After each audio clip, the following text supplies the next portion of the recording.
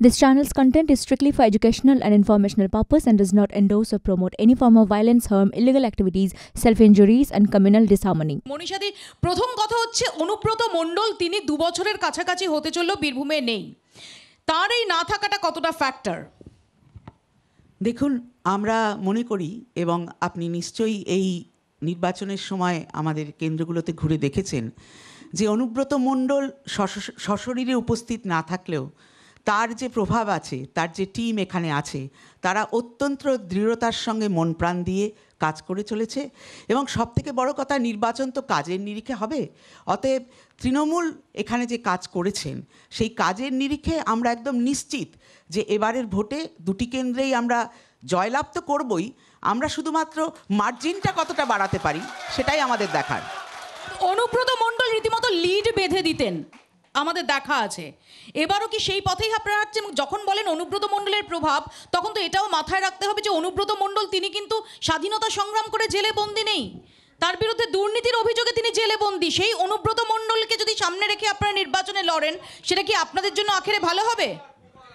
দুর্নীতির অভিযোগ তো এই মুহূর্তে ভারতবর্ষের 95% বিরোধীদের বিরুদ্ধে দেওয়া আছে, এবং তারা যে সবাই দুর্নীতিগ্রস্ত আর অন্যদিক যে একেবারে ওই ওয়াশিং মেশিনে চলে আসা স্বচ্ছ, এ নিয়ে আমাদের প্রশ্ন আছে।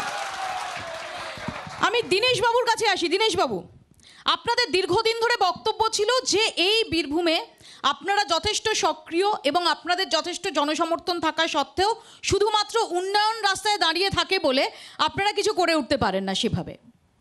এটা খুব সত্যি কথা, এবং এই উন্নয়নের যে মাপকাঠি এবং তার পঞ্চায়েত যে নির্বাচনে বা কি করতে পেরেছেন? এবারের পঞ্চায়েত নির্বাচনে তো অনুব্রত মণ্ডল ছিলেন না বীরভূমে। দেখুন, অনুব্রত মণ্ডল ছিলেন না, কিন্তু অনুব্রত মণ্ডলের যে শিষ্যরা তারা সেখানে ছিলেন, এবং প্রতিটি ক্ষেত্রে প্রত্যেকটা ক্ষেত্রে মনুষ্য সমাজের মধ্যে যে আতঙ্ক সৃষ্টির যে বার্তা, সেটা প্রত্যেকটা ক্ষেত্রে মানুষের তো একটা জীবন।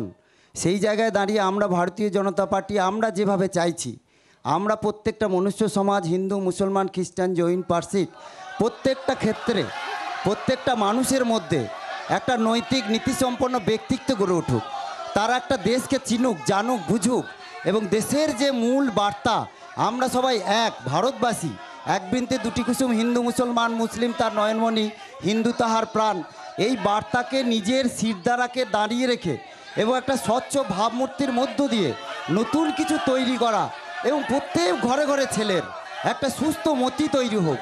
তারা মাতৃদেব ভব, পিতৃদেব ভব, অতিথি দেব ভব, আচার্য দেব ভব।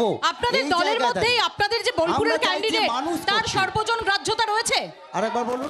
আপনাদের দলের মধ্যেই আপনাদের যে ক্যান্ডিডেট পিয়া সাহা, তার যথেষ্ট গ্রহণযোগ্যতা রয়েছে? হ্যাঁ হ্যাঁ, যথেষ্ট।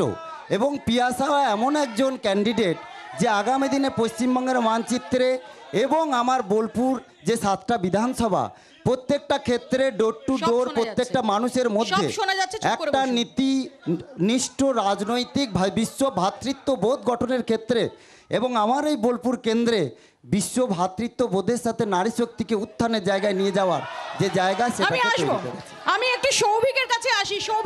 সৌভিক, যে বীরভূম বামেদের গড় ছিল, সেই বীরভূমে আমরা দেখেছি যে বিভিন্ন সময় সাম্প্রতিক অতীতে বামেরা খাতাই খুলতে পারেনি, সেখানে এবার কি করবে? খাতা খোলার ব্যাপার হচ্ছে, একটা সময় তৃণমূল এমন ছিল যখন তৃণমূলের কোনো আসন ছিল না, বিজেপিরও ছিল। তার আগে তৃণমূল কংগ্রেস 34 বছর ক্ষমতাতেও ছিল না। ছিল না, সেটা ফ্যাক্টর, নিশ্চয়ই ফ্যাক্টর।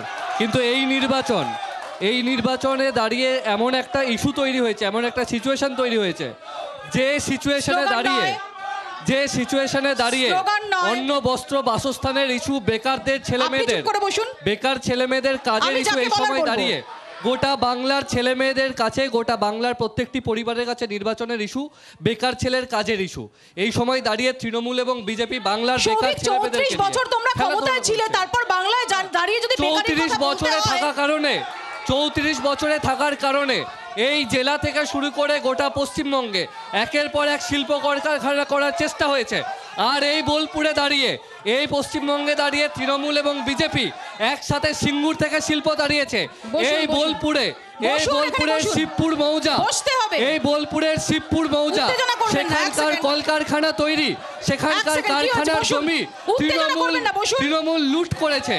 এই লুঠেরাদের বিরুদ্ধে এবারে লোকসভা নির্বাচনে মানুষ বিকল্প শক্তিকে বেছে নেবে।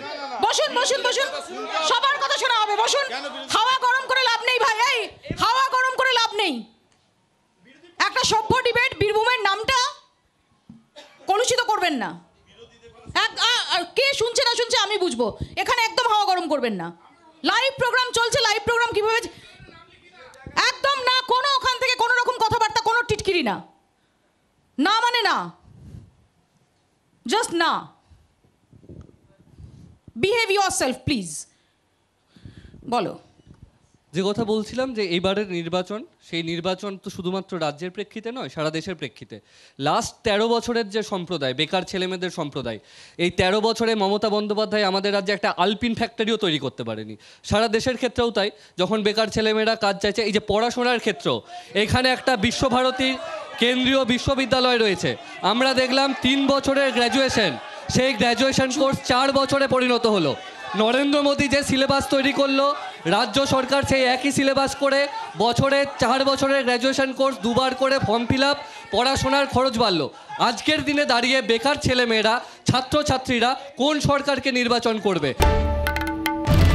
বাংলার আওয়াজ, বাঙালির আবেগ, জি 24 ঘন্টা।